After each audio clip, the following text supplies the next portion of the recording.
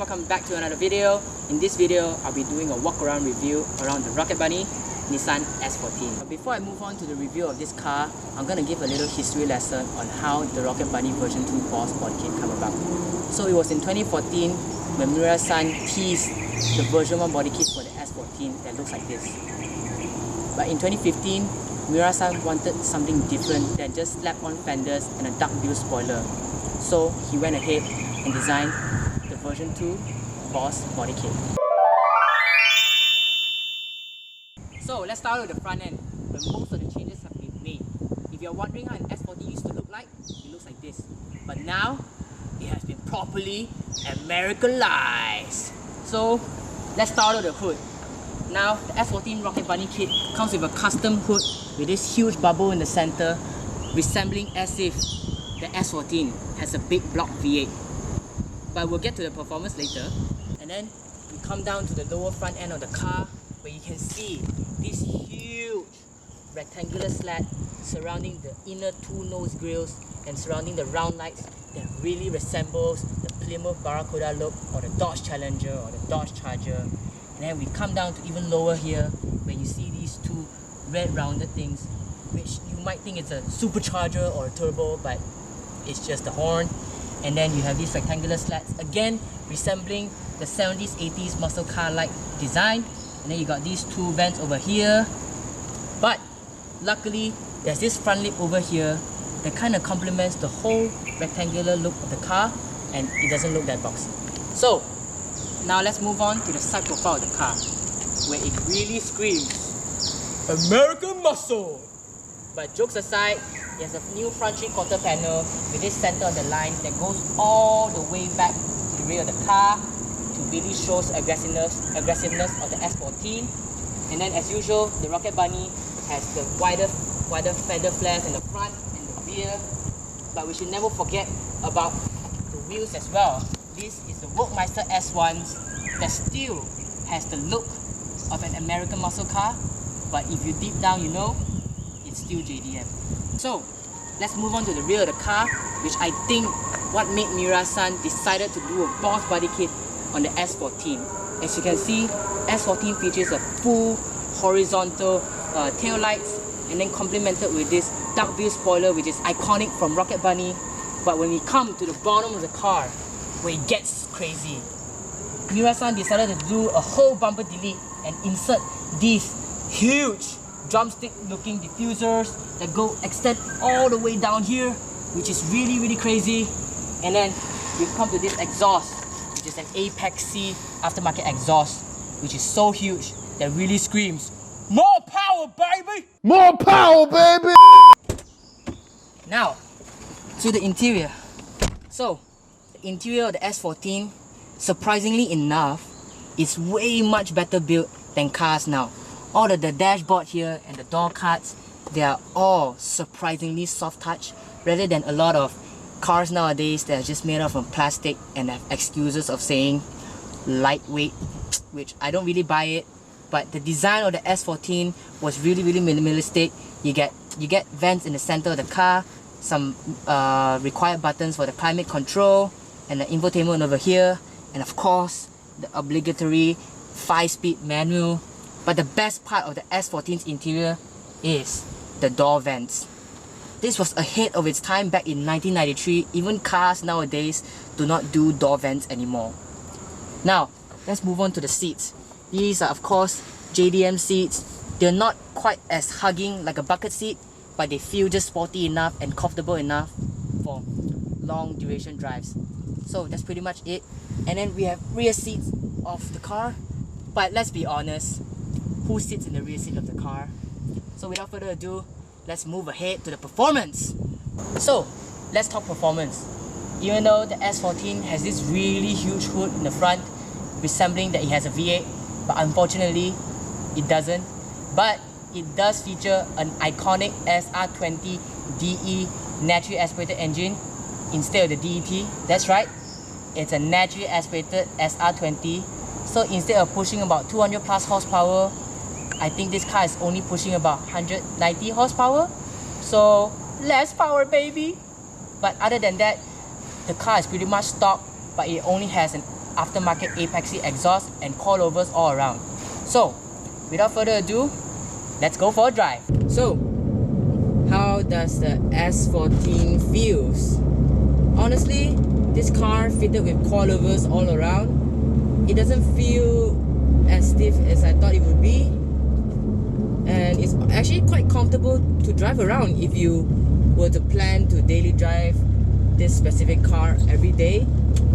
But one thing I would say is that you do feel the bumps a little bit more if the road contacts are a little bit rough, and because it's riding on 18 inches and it's quite low on the ground, so you do feel the bumps a little bit more. But if you're cruising at, you know, around 50 kilometers per hour or 60 kilometers per hour, it's actually not as bad. It's actually quite comfortable, surprisingly. So yeah.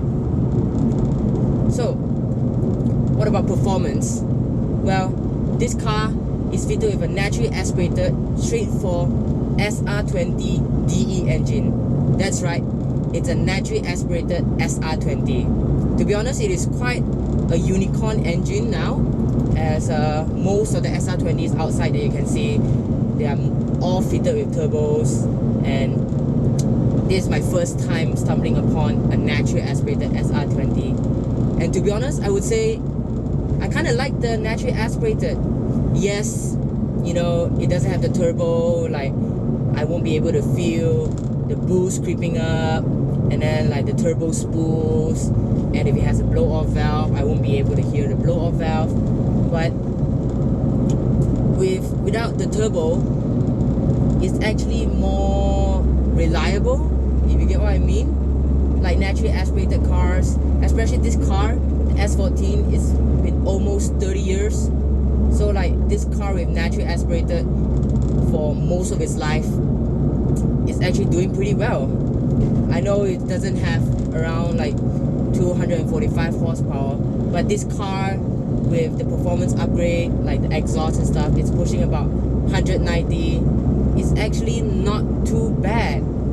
I would say that I love the naturally aspirated version a little bit more. Maybe that's because I haven't tried out an SR20 DET before, so maybe I would change my mind. But for now, I would say this car, if you were to daily drive it, the naturally aspirated version is definitely better.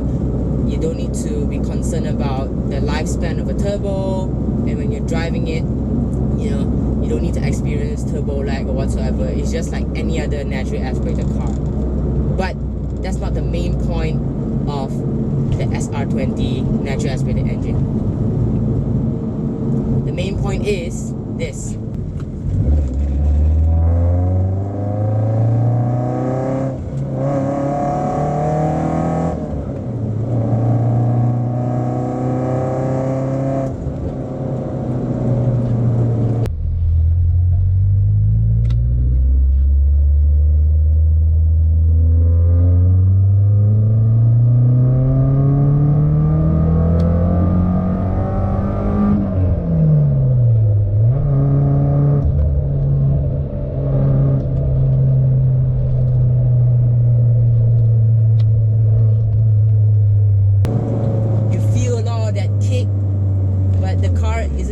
Going that fast. I know it might make me sound like a wussy for not, being able to drive fast or not brave enough to drive fast.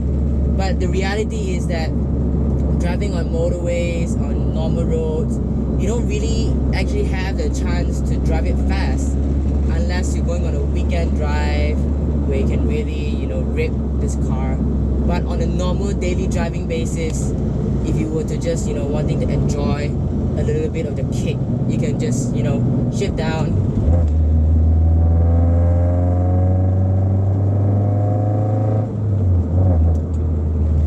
Feel and enjoy a little bit of the exhaust sound. But what I would say about the exhaust is that if you were really to daily drive this car, for me personally, I would prefer if like the exhaust system has like an open valve or closed valve system, where I could at least open or close the valve to make the car louder or quieter.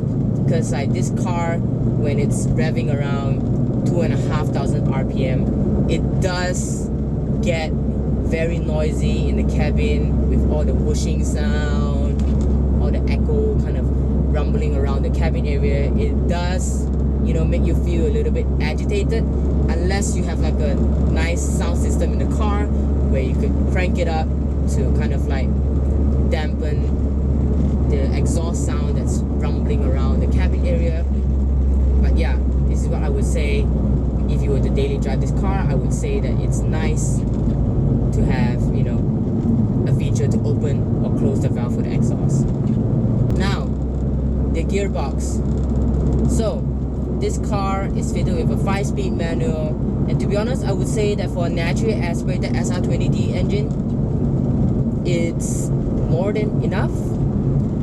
I mean, yeah, 6-speed would be nicer for the overdrive, for the rev to go a little bit lower, to make the car a tad bit more quieter, and you know, you can have more fuel economy for your car. But if you're driving this car this old, I would say that you wouldn't really care about fuel economy. But yes, this car's shifter, it is considered quite a short shift, so that's nice. And you know, I'm not sure whether it has been done any upgrades before to make the shift feels even shorter. And all I can say that the clutch as well, you know, it's nice and smooth, but you do have to let go of the clutch a little bit more for the car to be able to move. I know it's kind of weird. Normally cars like these, if you let go of the clutch a little bit, the car would just start to move. But this is just like a different kind of scenario where like you have to let go of the clutch quite a lot for the car to move. Because if you just step on it on first gear and you let go a little bit, it's just not going to move. Other the things that I would love to say about this car is that the turning feels precise, but if you were to do a U-turn, you will struggle in this car because it doesn't particularly have a very great turning circle. That's what I would say. Now, let's get on to the pros and cons of the Nissan S14.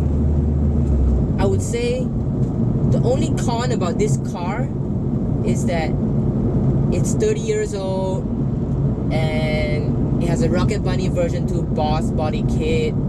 That's not a con. Let me finish it. And the thing is that you really have to baby this car in the sense that because like the whole front end has been molded, like changed, like the body kit wise. So like the parts are not as readily available, and you just really have to be careful when driving cars this old, because like if anything happens, the parts are really expensive and they are really hard to find. But other than that, I would say it's mostly pros. Oh yeah, and the other con is that the exhaust, the open and closed valve exhaust. But I wouldn't really say that's a con as well, because if you were to daily drive this car, yeah, I would say that you probably rev about 3,000 RPM minimum, and yeah, it's really loud. So like if there's a closed valve, you'll be nicer, like you don't feel as much noise in the cabin. And another con is that, yeah, same thing with the exhaust, but it's more related to the gearbox, where like it doesn't have a 6-speed to go into another level of overdrive, to allow the rev to go lower, to allow the car to be a little bit more quieter, to, you know, make the driving experience not so aggressive in a way, like much more comfortable. But again, this car is not meant to be daily driven, obviously. I mean, I wouldn't daily drive it myself. And yeah, that's pretty much it. Anyways, we have come to the end of the video. I hope you guys enjoyed the full walk around and review of this car. Don't forget to give it a like and subscribe and push the bell notification button. I'll be uploading every Saturday. Anyways, I hope you guys enjoyed the video. And that's pretty much it. I'll see you guys next time. Bye!